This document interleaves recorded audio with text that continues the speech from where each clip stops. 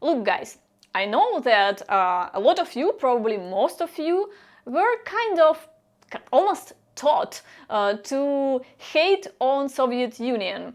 And especially guys from the United States, because historically, I guess, United States had much more aggressive capitalistic mindset than Europe, for example. Because, well, Europe indeed, it's the place where the first scientific and philosophical works about communism and Marxism appear. So leaders of Soviet Union just borrowed this idea.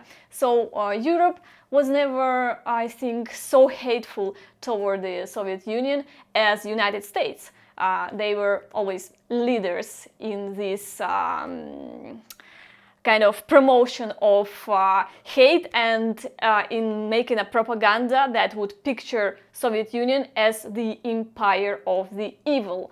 But because basically Soviet Union was the only country who dared to try to bring this ideology into life. And it was quite successful in a lot of fronts before the downfall of this very complex, very interesting country. So today I want to talk about the positive sides of it and why, in reality, a lot of you would even want to live in the Soviet Union. Also, I want to mention that I'm going to talk about these positive sides of USSR, not to idealize it, because of course the state was never perfect, and that's why it didn't survive in the predominantly capitalist world system, because it was not strong enough, it was not built smartly enough, and it had a lot of inner factors that jeopardized the very ideas of socialism and communism. But still, keeping this in mind, that it's not to create the ideal picture, let's jump into the positive sides that probably a lot of Western people nowadays would appreciate to have. And first thing that I want to mention is totally free higher education, which includes college degrees or university degrees. Just imagine, nowadays in most of the Western countries, especially in the USA, if you want to have a college degree or university degree, basically if your parents had or have a lot of money, you almost granted this. You will go to the college for sure, and you will have really good education. And if you are born in the family that is not so lucky and privileged to have good economical capacities, then you better be outstanding sportsman, or better be just almost a fucking genius to enter some special programs for super talented people, and then you can probably win kind of financial helps that will grant you the access to the universities or colleges. In Europe it's a little bit better, because in most countries here the education at least is not that expensive. So it's like a lot of working families can afford the education for their kids, but still not all. And imagine now the world where your kids go to college not because you have or don't have money. They go in case that their talents and the way they studied is just basically made them the most capable, the most skilled in a certain area, and they entered university absolutely free just because they were better than others in this specific field of studies that they are applying to. So people in the Soviet Union, they were entering universities, institutes, colleges. Well, institute is what we in Russia call college in the Western way. Just because by competition they could. It was never about money. It was about trying to choose something to learn that you like and trying to be good at this. And then, well, the universities, colleges, they had, of course, a certain amount of space and amount of people that could enter. And based on the competition, but not financial competition, the competition of skills necessary to enter this faculty, this university, people were given the, how it's called, pluses. Well, basically the possibility to study there. It sounds so much better, no? When the criteria is your actual talents rather than money. The problem is that in the Western world, nowadays money also gives you access to the possibility to study in a good school before entering to college, because I know that in a lot of places, if you don't have money, you go to the public school or something, it will not be the best education, so it's already lowering your potential skills. And I think it's a fucked up situation.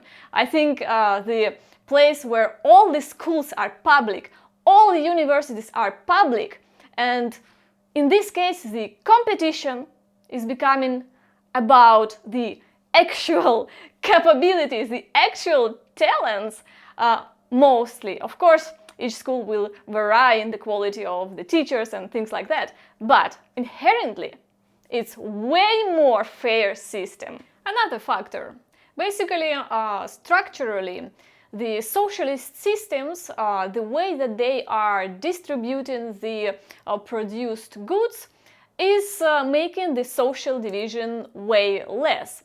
So, unlike in the Western capitalist system, in Soviet Union, even if you as a person was very talented, very smart, and let's say capable to create a business or make a process very optimized, or you are good at managing people, or you are good in climbing the professional ladder, it would never grant you a right to start earning, let's say, like 1,000 times more than average workers. Like, for example, in United States, if you are lucky enough to be in the correct place, in a correct time, and you also lucky enough to have a certain talents, you can create kind of business that probably will be successful, and then you will be super rich and you will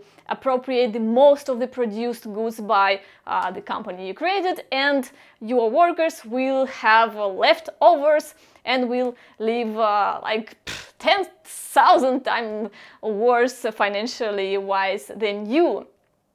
And in the communist ideology, in socialist system, this was not possible.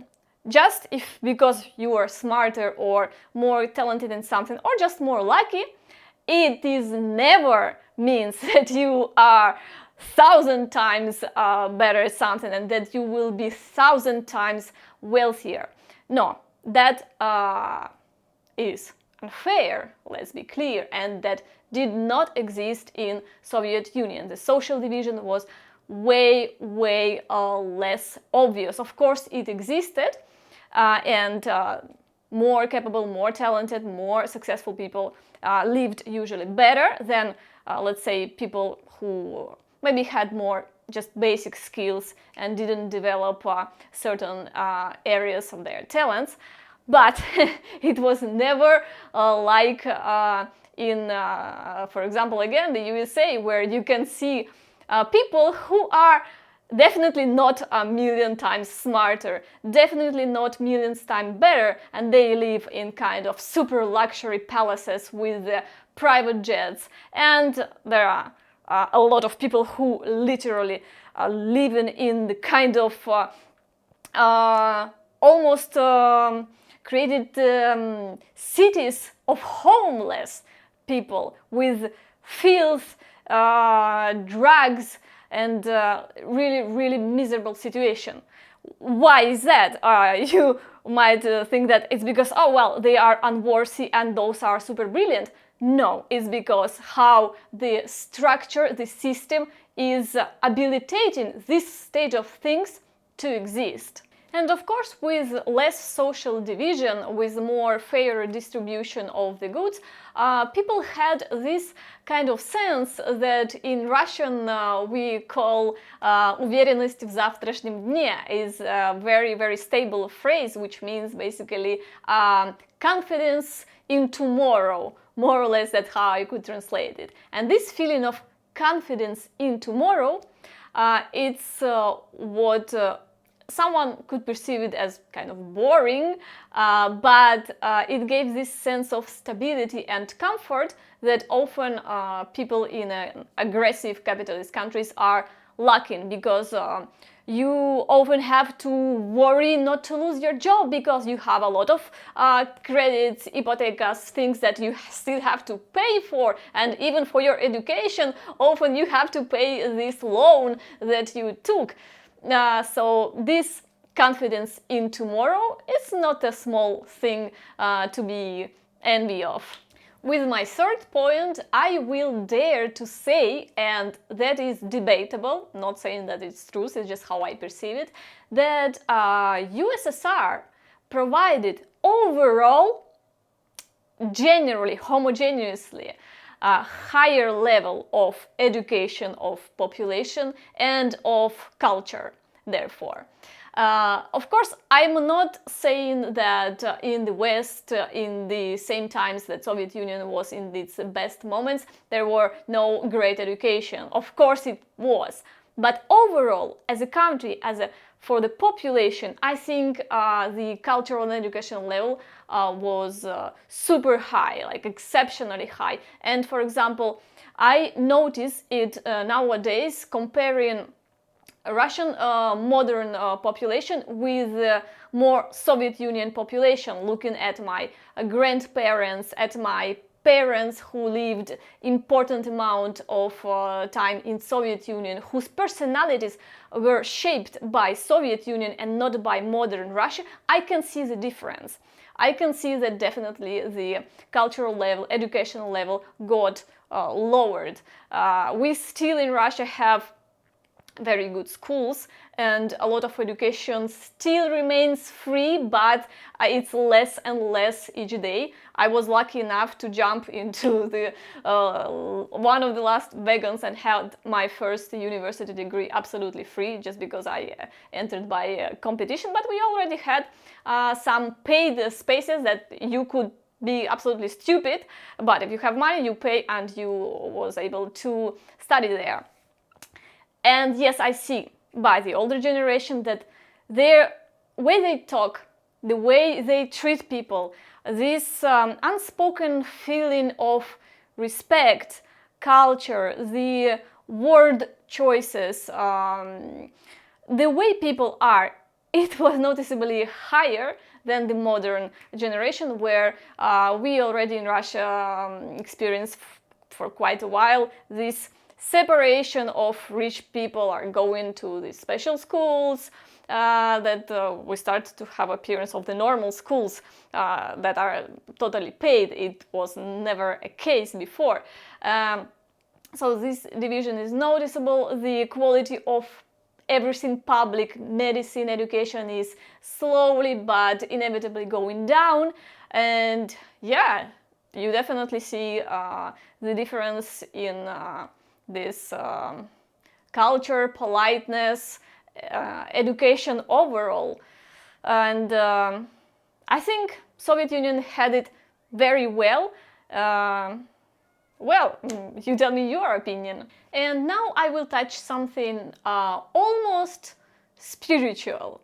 The thing is that in Soviet Union, in reality, a lot of people, I would say most, because, well, they were my grandparents, they were their friends, they were my parents. They truly believed in the kind of country that they were trying to build. Not all of them, but a lot. And I'm talking about the idealistic beliefs. People really believed in USSR, that life is not only about trying to earn as much money as you can and to show off because of this, to buy a little bit more of the things and to show your status, to show that you are becoming somehow better than others if you are more successful, which means if you are more rich. No, in Soviet Union, indeed, people had this kind of almost disrespect for money, which went sometimes to another extreme, which was not healthy. But they believed that the life is not about money. It's about believing and trying to make a better society, better humankind, more fair humankind. They believed in the purposes of a higher magnitude, of trying to develop science, of building the society around more cooperative principles instead of competitiveness, like in the capitalist world. And those were not empty sounds. Yes, for some, of course, for the opposition in Soviet Union, people who didn't buy all of that, and it seemed a shallow sound. But the country started by the ideologically true people, and it was sustained by the majority of workers, of scientists who also believed in this. Yes, it got corrupted, yes, it fell down, but this true ideological innocent core, it was there, and it felt beautiful, I have to tell you. And as my closing point, I want to talk about something that maybe might seem not very important to some of you, but indeed it's quite potent.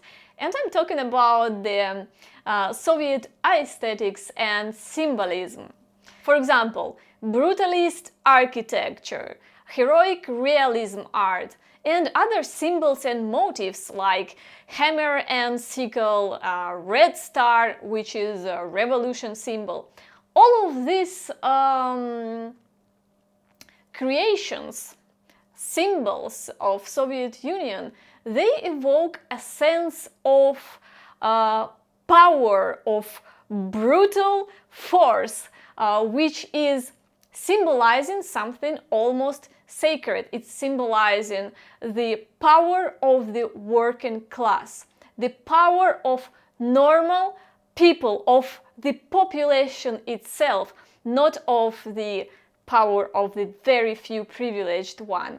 And the red star, the symbol of revolution, it's not just a star, it's something that symbolizes the rise of the working class, of the normal people, the way that they dared to question the system, to break it, and to destroy the previously unfair distribution of the wealth, when the very few owned literally the most of the things, and the people of the country who became the protagonist in its history. It's very, very powerful things, and I think this kind of aesthetics still is so popular even among the West. Check a lot of the games, precisely because maybe it's touching something primal in the symbolical code of even Western people, and they are drawn into it. Now, the system did not survive, it lost its power, but the echoes of the really good things of the country are still existing, and it's something that still making a lot of people who even didn't live in Soviet Union to feel kind of nostalgia about it.